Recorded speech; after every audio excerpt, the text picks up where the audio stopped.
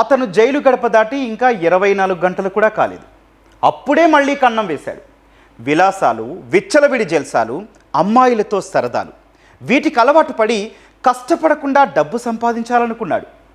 ఆలయాలను, తాళం వేసిన ఇళ్లను టార్గెట్ చేస్తూ వరుస దొంగతనాలతో మెదక్ పోలీసులకు సవాల్ విసిరాడు. హవేలీ ఘనపూర్ మండలానికి చెందిన ఈ కిలాడి దొంగ అసలు కథ ఏంటి? పోలీసులు అతడిని ఎలా ట్రాప్ చేశారు? ఈ కథనంలో చూద్దాం.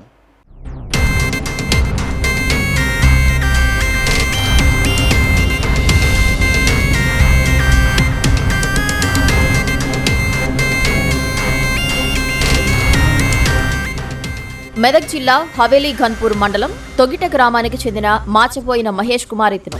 మహేష్ ట్రాక్ రికార్డ్ చూస్తే పోలీసులకే దిమ్మ తిరుగుతోంది.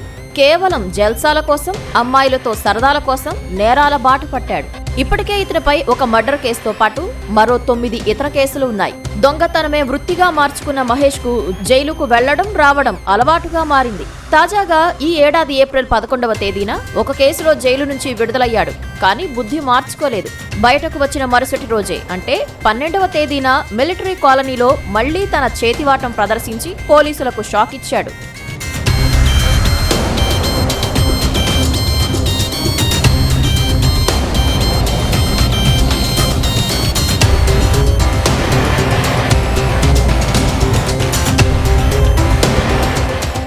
మహేష్ చోరీ చేసే పద్ధతి చాలా పక్కాగా ఉంటుంది.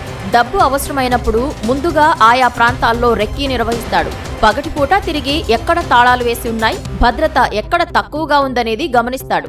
అర్ధరాత్రి వేళల్లో తాళాలు పగలగొట్టి నిమిషాల్లో నగలు ఊడ్చేస్తాడు. మెదక్ పట్టణంలోని జేఎన్ రోడ్ పరిసరాల్లో ఇతను తిరుగుతున్నట్లు పోలీసులకు సమాచారం అందింది. దీంతో ప్రత్యేక బృందాలు రంగంలోకి దిగాయి. సిసిఎస్ పోలీసులు కూడా రంగ ప్రవేశం చేసి టెక్నికల్ ఎవిడెన్స్ తో నిందితుడిని పట్టుకున్నారు. మొత్తంగా ఇతని దగ్గర నుంచి టోటల్ గా 25,348 cash, 9.94 grams gold ornaments, 1.6 grams silver recover చేసుకుని మొత్తం టోటల్ వర్త్ 1,80,000 ఉంటుంది. ఇతను చాలా కేసులలో గతంలో కూడా నిందితుడు. 21లో పాపన్నపేట పోలీస్ స్టేషన్ లిమిట్స్ లో ఒక మర్డర్ చేసి కూడా జైలుకు వచ్చాడు. అదేవిధంగా 9 కేసులు ఉన్నాయి అతని మీద ప్రీవియస్ లో కూడా. కష్టపడకుండా వచ్చే సొమ్ము శాశ్వతం కాదని ఈ ఘటన మరోసారి నిరూపించింది.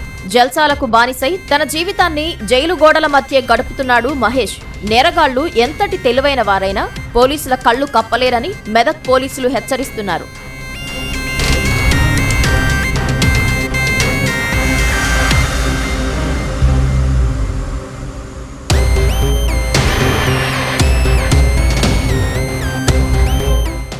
దొంగతనం చేసిన డబ్బుల్ని ఏం చేస్తారంటే సరదాగా ఒక 2 days బయటకు వెళ్ళి అమ్మాయిలతో సరదాలు చేసి డబ్బులు జల్సాలు చేసి మళ్ళీ అవి అయిపోగానే మళ్ళీ దొంగతనం చేయడానికి చేస్తుంటాడు. ఇతని యొక్క మోడస్ ఆపరెండి అది.